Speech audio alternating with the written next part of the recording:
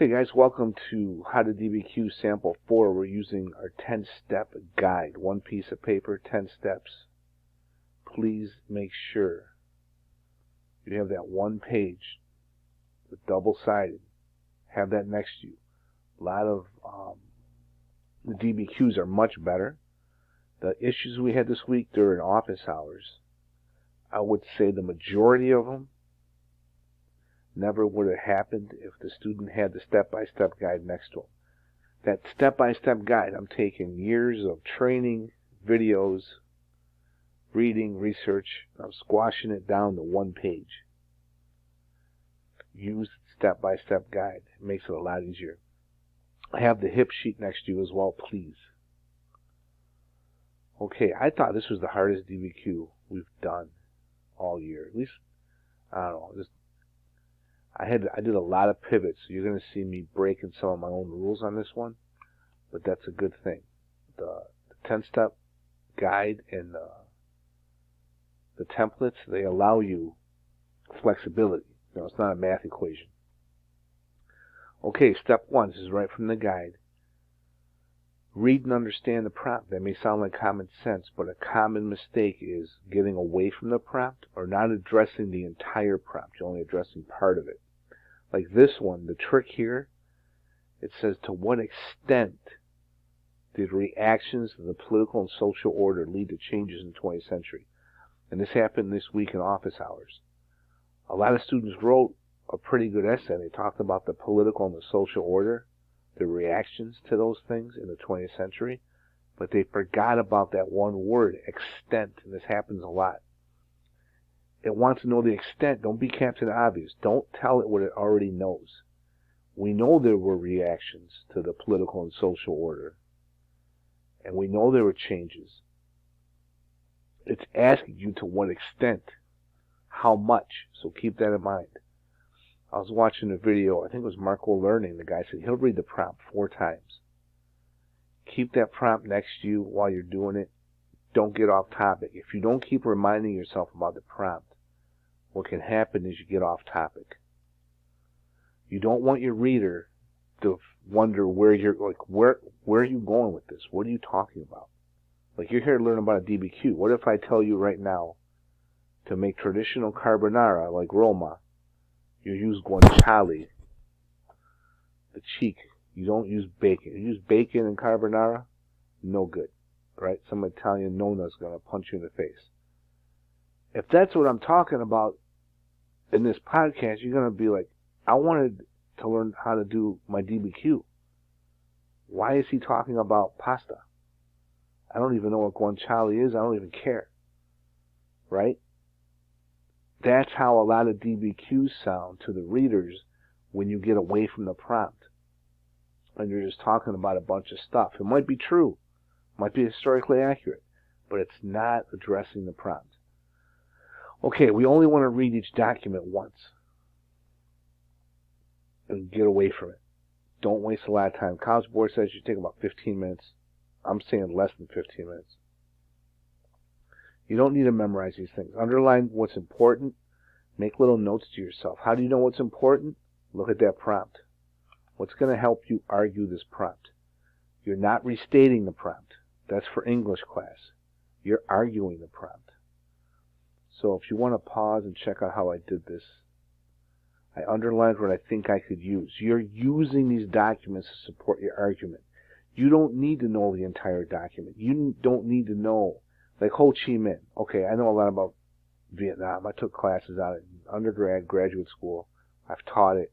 When I see Ho Chi Minh, I'm like, okay, I know that one. I'm going to really use that one. But even if you never heard of Ho Chi Minh, you don't know who he is, you're still in it. You're just using these documents. Think about when students cheat and they don't want to get busted for plagiarism. They copy and paste from Wikipedia. They put it on a Word document. You don't just turn in the Wikipedia article because you get busted for plagiarism.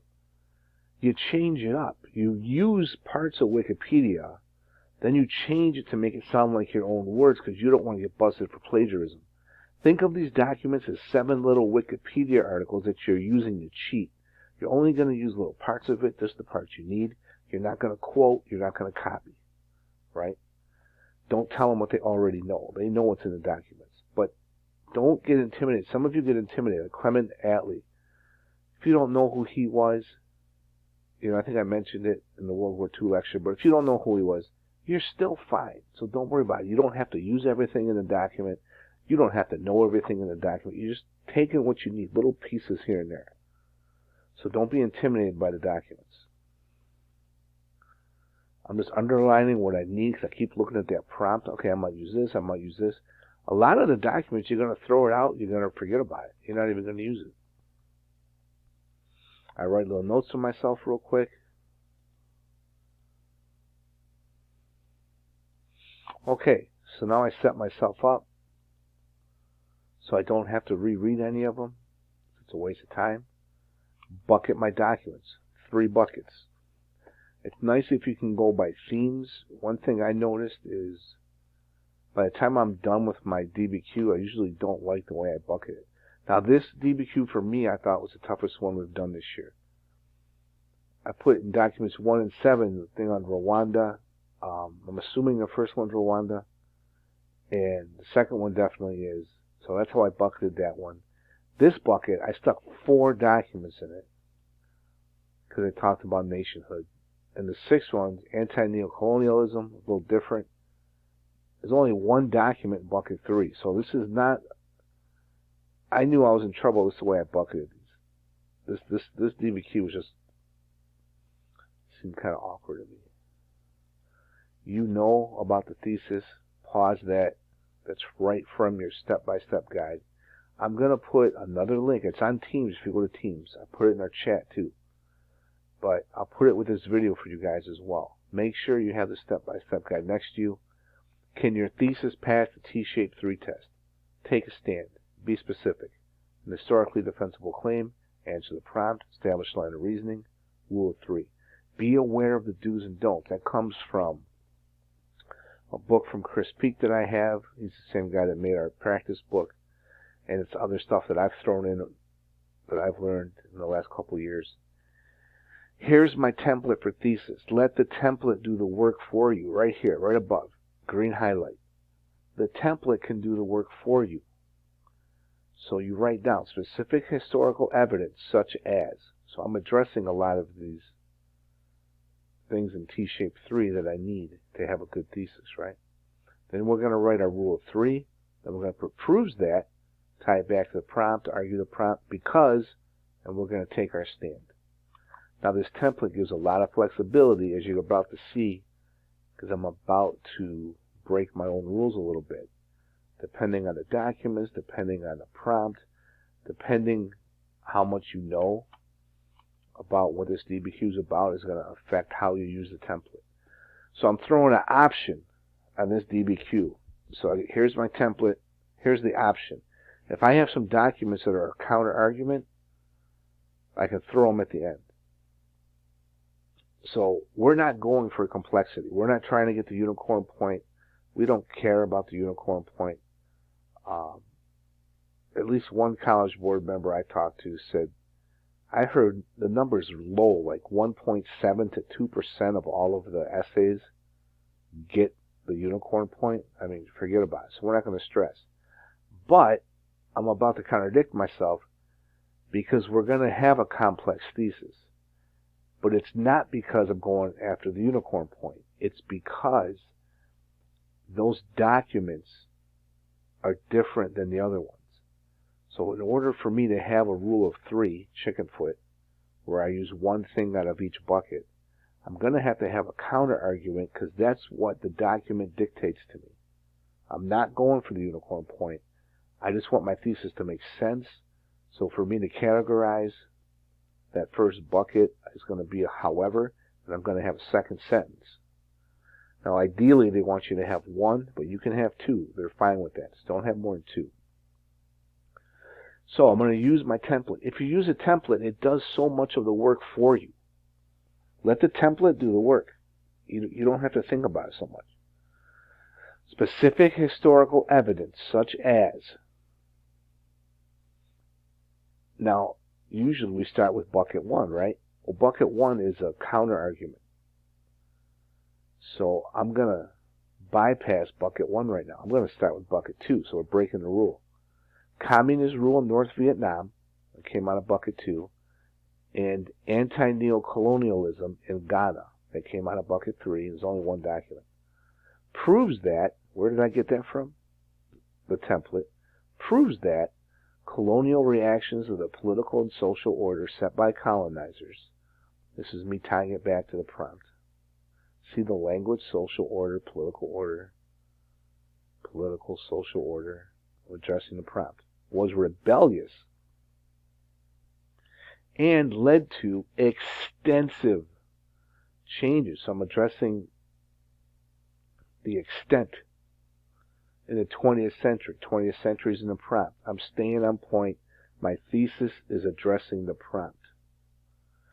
Because, follow the template, because colonies fought for independence and self-rule.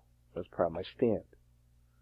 Now, bucket 1's still out there. I didn't use it yet. So now I'm going to use bucket 1 for my counter-argument. However, internal domestic conflicts often occurred from built-up tensions during colonialization between groups such as the Hutu and Tutsi in Rwanda. That's where those documents took me. I think I have a complex thesis here. But again, I'm not going for the unicorn point. Just give me my point for thesis. That's all I care about. Use the template. And you can flip this around a lot. Like sometimes it's tied back to the prompt, your stand. Sometimes it can be all in one sentence. Kind of depends what the documents look like, what the prompt looks like, and your writing style too. So there's a lot of flexibility there. Now you guys know about contextualization. Okay. Had a couple of the same problems today this week during office hours. The students had pretty good contextualization. The problem was they didn't go back 100 years. They started in the same time frame as the prompt. Don't do that. You want to go back at least 100 years. Again, think of that Star Wars word crawl. Set up the thesis. Bring your reader up to speed. 1977, Star Wars comes out. I'm there. Theater's packed. Movie starts. I've been hearing about this movie. We're lined up around the block. And it says episode 4. I'm like, episode 4? What are you talking about? This is the first one. I was confused. I'm a 7-year-old kid. But they had that word crawl, and I read it. So now, the first Star Wars movie, which is episode 4, it kind of brings me up to speed on what's been going on. So when the movie starts, I can follow it and I know what's going on. It puts the opening scene and the rest of the movie in its proper context, right? Contextualization. But the mistake I've been seeing is not going back 100 years. You start at the same time period. Don't do that. How do you check your contextualization? Use BAMs. Be specific, address the prompt, make a connection, set up the thesis. So my templates, my step-by-step guide, my acronyms, I'm taking a bunch of information from my AP training, from reading, from researching. I'm taking a whole bunch of info and I'm squashing it down into one piece of paper, two-sided. The acronyms, the templates, same thing. A whole bunch of info, squashing it down so it's easy for you. Make sure your contextualization passes BAMs. And this is all on your step-by-step guide. So here's my contextualization.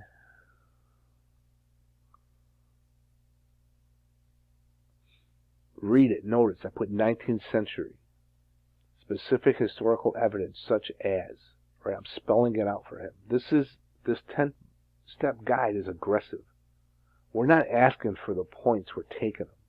And we need to be aggressive. We need to have insurance policies because we're not going after the unicorn points. We're just trying to get a 6. We're going to have a shotgun blast mentality, not a sniper rifle. Sniper rifle has to be exact, precise. You get one shot. Shotgun blast, you can make mistakes. You could be off a little bit, but there's so much there, it's easy to hit your target. long as he's about, no more than 50 feet away.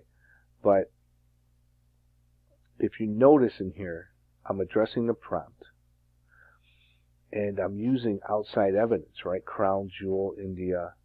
I'm relating it back to the prompt. Check that out. Pause it, read it. Notice 19th century, the prompt's 20th century, so I'm going back about 100 years. Now, the Industrial Revolution, that's what I'm talking about. It's like 1760, 1761, somewhere in there. There isn't really like an exact date of the Industrial Revolution. So you don't want to pigeonhole yourself like that. So I'm going to say 19th century. It shows my reader I'm following the rules. I'm using language in the prompt. Now, all this outside evidence, crown jewel of India. India was the crown jewel of the British Empire. The United States, South America, Industrial Revolution begins in Great Britain. That's all stuff to help me get the contextualization point. Later on, when I go for evidence beyond the document, I can't use anything that's in here. Anything I used in here that's not in the documents is going to help me get the contextualization point. That's great. But there's no such thing as double dipping. In my essay, if the only evidence beyond the document that I use is that the Industrial Revolution began in Great Britain in the mid-19th century, I will not get the evidence point because I already got a point for this in the contextualization. Make sure you know that. No double dipping. I have to come up with something new and different for the evidence beyond the document. So there's what we have so far. Hit pause. Check it out. Sorry, I can't get on my own way here. And there's where we're at so far. It's our first paragraph of contextualization and our thesis. Please underline your thesis. Please, please. Thank you. I know you don't have to, but make your reader's job easy. They're human beings. They're not robots. They're tired. They're checking a ton of these. If you make their job easier for them, the better chance you have of getting a good score. This is just an option if you want to. Literally put a key. So every time you use historical context, put H.C., I.A.P., point of view. If you want to. If you're worried about time, don't do it. But we literally can spell it out. There's another way. I'll show you next video another way to do that too. I'm not even going to do this. I just threw this out there. It might be helpful to some of you if you want to really, really make sure you get your hit points. So all you got to do is the same thing 7 times for each document. Okay, with this 10-step method. Just hit each document with DHTT. And you're going to be fine. All 7. Every time you describe it, put D1, D2, whatever at the end of that sentence. Let them know that you know what's going on. Say, hey, look, I'm describing it. Give me my point. Okay. So, this is going to be different. Usually body paragraph number 1 is bucket 1, right? Not in this one. We're going to pivot a little bit. Because bucket 1 was a counter argument, however document. I'm going to wait for it at the end. So I'm starting with bucket 2, and that's fine. It's no problem. You have this flexibility. So you look at colonies like Vietnam, one of the European coloners to leave. Ho Chi Minh's intention in this proclamation, that's right from the H.I.P.P sheet, was to prove that France and other democracies like the United States would be hypocrites if they did not recognize the right of Vietnam to rule itself without Western interference. D2, I described it. Ho Chi Minh clearly wanted to use language right from the H.I.P.P sheet. I hit the same document twice so far. From the U.S. Declaration of Independence that was used by the Founding Fathers, which was ironically influenced by French philosophers such as Locke and Rousseau. This is stuff you should have learned in U.S. history class. This is me going for evidence beyond the document. Hopefully that gets it right there. I think it should. I should be done. Give me that 1 point.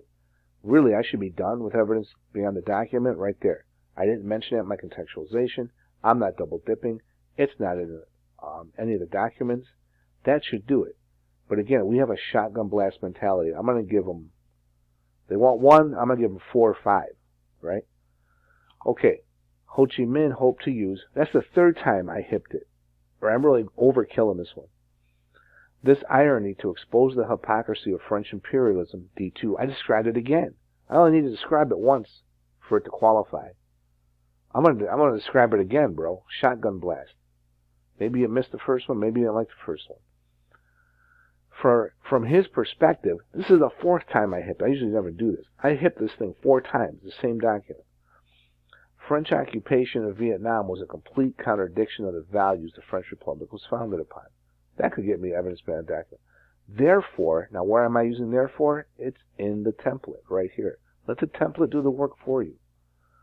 Therefore, justifying a major shift of the political and social order in Vietnam. Now, why am I talking about the political and social order? Because that's what's in the prompt. I'm not going off on a tangent, right? Two of my uncles fought in the Vietnam War. I'm not going to sit here and talk about my uncle, right? It's not relevant to the prompt. I know a bunch of stuff on Ho Chi Minh. I know a bunch of stuff on Vietnam. I'm sticking with addressing, arguing the prompt. Tying it back to the thesis, argue the prompt. So I take my stand here. So the light blue and the dark blue, it's kind of a combination of me tying back to the thesis, supporting my argument, arguing the prompt. It's a mix of all those things. Just talk about stuff that argues the prompt, right? Just again, it's a DBQ video. If I'm sitting here talking about my favorite Led Zeppelin record, how's that going to make you feel? Like, what are you talking about? I want to learn about DBQs. Stay on point, address the prompt. And get in and out, right? So I DHTT'd the heck out of that document. So now I'm going to go British Prime Minister Clement Attlee, who had replaced Winston Churchill. Now, I did this on purpose, for your benefit. I would never bother writing this, even though it's true. Remember Munich? Remember Neville Chamberlain? Peace in Our Time? He was a hero for a minute, then he was a zero. Because Hitler called his bluff, invades Poland. They bring in Churchill, get rid of Chamberlain. Well, as soon as the war is over, they get rid of Churchill and bring Clement Attlee in. They love Churchill when there's a war. Otherwise, they thought he was too aggressive. So there's me trying to be smart. Guess what? That does not get the point for evidence beyond the document. If that was my only shot that I took for evidence beyond the document, I'd be done. Why? It's true. Why wouldn't they give me the point? Because it has nothing to do with the prompt. It doesn't tie back to my thesis. It's not relevant to what we're doing. So the Winston Churchill thing, no good. Total waste of time in this instance. Wrote this response in order to, so this is me using the HIP sheet stem for the Clement Attlee document, give moral support to India, but stop short of committing British troops. D3, I described it again. During this time, I'm hipping it a second time, Great Britain had colonized the region, therefore, I'm following the template, let the template do the work. Significantly altering the political and social order. Because, follow the template, because colonial rule exploited the area and led to a revolution. India's revolution, led by Gandhi, now I'm thinking that could get me one. It's relevant. Churchill wasn't relevant. Gandhi, the way I'm using this, I think he is relevant. So I think that helps me get my evidence by the document. And you might be cutting that a little close, but that's okay. I got my lock and Rousseau over here, and I'm not done yet. Would once again alter the political and social order because of the resistance towards Britain and the power vacuum that replaced British occupation. Great Britain partitioned the land into 2 separate countries, therefore turning the political and social order upside down because it led to conflict between the 2 regions. India was predominantly Hindu and Pakistan was predominantly Muslim. These 2 countries remain adversaries to this day.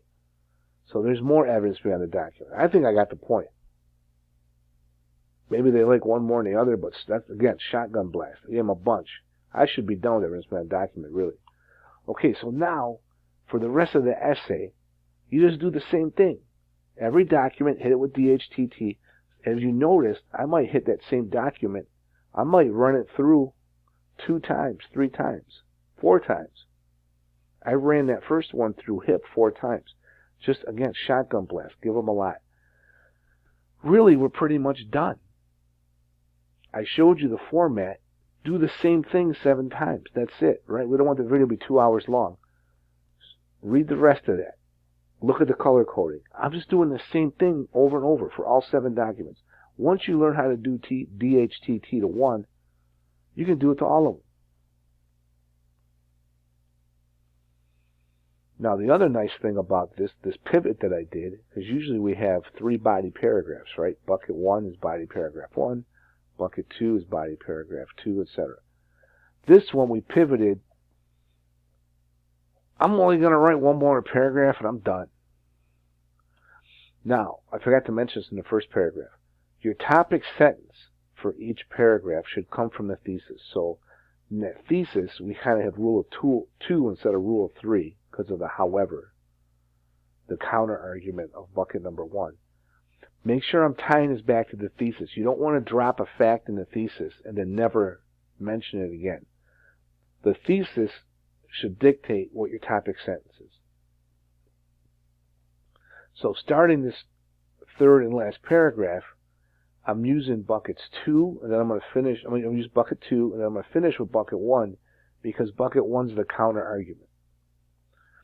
So I'm taking what I use for my thesis for bucket 2 to start this paragraph. That's my topic sentence.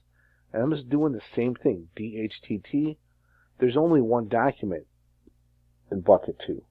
That was quick. Now I go to bucket 1. I got the picture. I got the Rwanda document. I summarized that. You notice I took a few more shots at evidence beyond the document. So we're pretty much done.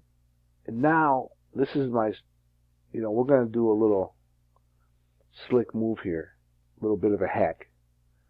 Now, before, I had this sneaky little idea, but it's not unique to me. I wanted to confirm it. So I contacted a couple people on the College Board. I even emailed Marco Learning. They got back to me right away. They were super cool. Here's my idea. If you got time left over, you don't have to write a conclusion for AP World History. It's not an English class. And a lot of students struggle with that. You don't need a conclusion. The College Board doesn't care if you write a conclusion. And these essays are a lot more clunky. Like, I repeat myself a lot. How many times do I say political and social order? Like a ton. Your English teacher would probably bleed all over that paper with red ink. It'd be clunky. Oh, you didn't have a conclusion? Well, that's bad too. What would be a horrible English essay can get you a 6 on the AP World History essay. So wrap your brain around that. They're just looking to give you the points. There's no such thing as taking points off. Okay, I could write, a recipe for, how I smoke a brisket, right? Step by step. I could throw a brisket recipe in there. They're gonna they're gonna read it and they're gonna go, this kid's crazy, whatever. Why did he put a brisket recipe in here? I don't get it. It's gonna be weird. Guess what? You don't lose any points because there's no such thing as taking off points. So, keeping that in mind, we're going to write a second thesis.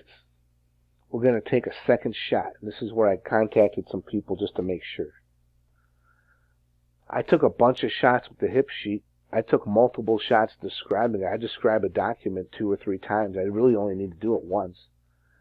I'll run a document through DHTT multiple times, even though I only need to run it through once. Why? Insurance policy, shotgun blast. The thesis cannot be split in 2 spots. So you can't have one thesis where half of it's at the beginning and then half of it's at the end. No good. You won't give you the point. But you can have a second thesis that's different than the first. If you had a ton of time left, you could do a 3rd one. You could do a 4th one. Guess what? You only want one to stick. You only need one to stick. So if they liked my first thesis, which I think they should, He's going to read this one. My reader's going to read it and go, you don't need a conclusion. You already got the thesis point. They're just going to, the worst case scenario, they're going to ignore it. It's not like they're going to, oh, he wrote 2 theses, you lose a point. No such thing. Look at the rubric. If you don't believe me, look at the rubric. Best case scenario, for some reason, they didn't like that first thesis. Like some, I think, like antisocial studies kind of differs from, like Steve Heimler's history. I don't think she likes putting anything in the documents until she gets into her body paragraphs specifically. So she'll use specific themes in the documents. It's fine. It's preference. But if you get somebody that doesn't really like it, I've never heard an AP reader say they didn't get the thesis point because it was too specific. I've never heard that. But what I've heard a million times is it was too vague. It was too general. Right? So here's our second shot. I'm not using the template this time. I'm taking a different approach to the thesis. It's like for that other person, right? You never know what kind of reader you're going to get. In conclusion, even though I don't have to say that, in conclusion, the reactions to the political and social orders of colonialism were extreme. So I'm addressing extent. And led to significant changes such as rebellion, domestic genocide, self-rule, and international conflicts. I went rule of 4 on that one. I kind of went rogue on this one. So I gave them rule of 4. I used language in the prompt. And I think I established a line of reasoning. I think I should have put a because in there, really, because, So it was just something at the end. If I would have used a because, it would have been better. Or proves that, it would have been better. But it was just like, I still got a couple minutes. I'll just throw it in there, take a shot. Maybe they don't like that. Like, I don't, rereading this, I don't like it that much, really. I should have had a because. I'm not going to lose any points. I think I got it with the first one. So again, it's a different mindset than your English class. Well, again, what would be a terrible English essay can be an outstanding AP World History essay. Now, the other thing I like to do, and I coach you guys, because I like to compartmentalize the way I think, just the way I am. I recommend giving evidence beyond the document at the end. You know how I write another paragraph? Or I'll put the second thesis and more evidence beyond the document. I did enough evidence beyond the document. I didn't like this DBQ. I'm like, you know what? I'm done, bro. I got the evidence beyond the document. I took so many shots at it. I don't need to write anymore. I'm just done. So I skipped that one part. Step 10 on your sheet is the second thesis. I already talked about it. We're done. There's the whole essay. It looks different, right? As I pivoted. We don't have 3 body paragraphs. It's okay. We're good. We got bucket 2 had all like 4 documents in it. Then we go bucket 3, which only had 1 document. Bucket 1 had 2 documents. We threw in an extra thesis. I really don't like my second thesis now that I look at it, but I just took a shot. Hit them with something different. I think I'll get it with the first one. Okay, I'm going to put this thesis on a Word document so you can print it off and check it out.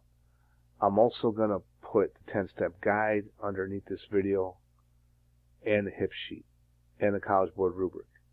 Have the 10-step guide next to you. Please, please. Thank you. All right. You guys are doing better. Please see me in office hours for help on this stuff. Kids that are coming to office hours are writing 6s. It's not a mistake. All right. See ya.